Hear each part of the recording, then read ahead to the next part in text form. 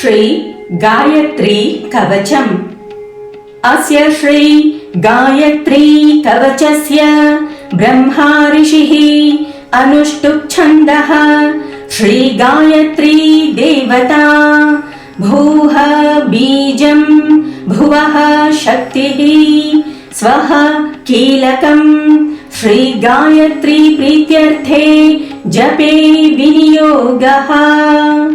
ध्यानम् पञ्चवक्त्रां दशभुजां सूर्यकोटि समप्रभां सावित्री ब्रह्मवरदां चन्द्रकोटि सुशीतलां त्रिनेत्रां सितवक्त्रां च मुक्ताहार विराजितां वराभयाङ्कुशकशां हेमपात्राक्षमालिकां शङ्खचक्राब्जयुगळं कराभ्यां ददति परां सितपङ्कजसंस्था च हंसारूढां सुखस्मितां ध्यात्वैवं मानसाम्भोजे गायत्री कवचं जपेत्।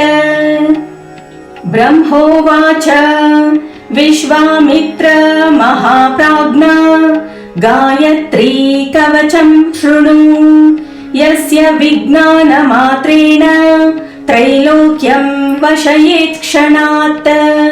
सावित्री मे शिरः पातु शिखायामामृतेश्वरी ललाटं ब्रह्मदैवत्य भ्रुवौ मे पातु वैष्णवी कर्णौ मे पातु रुद्राणी सूर्या सावित्रिकाम्बिके गायत्री वदनं पातु शारदा दशनच्छदौ द्विजान्यग्नप्रिया पातु रसनायां सरस्वती साङ्ख्यायनी नासिका मे कपोलं चन्द्रहासिनी चिबुकं वेदगर्भा च कण्ठं पात्वा घनाशिनी स्तनौ मे पातु इन्द्राणी हृदयं ब्रह्मवादिनी उदरं विश्वभोक्त्री च नाभिं पातु सुरप्रिया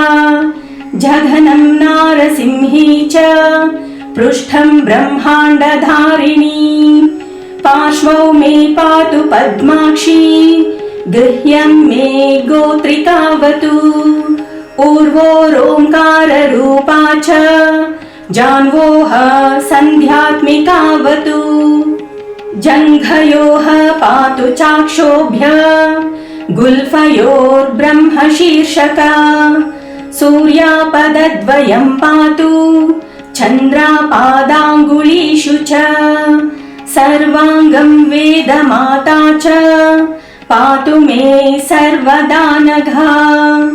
इत्येतत् कवचं ब्रह्मन् गायत्र्याः सर्वपावनं पुण्यं पवित्रं पापघ्नं सर्वरोगनिवारणं त्रिसन्ध्यं यः पठेद्विद्वान् सर्वान् कामान् अवाप्नुयात्। सर्वशास्त्रार्थ तत्त्वज्ञ स भवेद्वेदवित्तमः सर्वयज्ञफलं पुण्यं ब्रह्मान्ते समवाप्नुयात्। इति श्रीविश्वामित्र संहितोक्तं श्रीगायत्री कवचम्।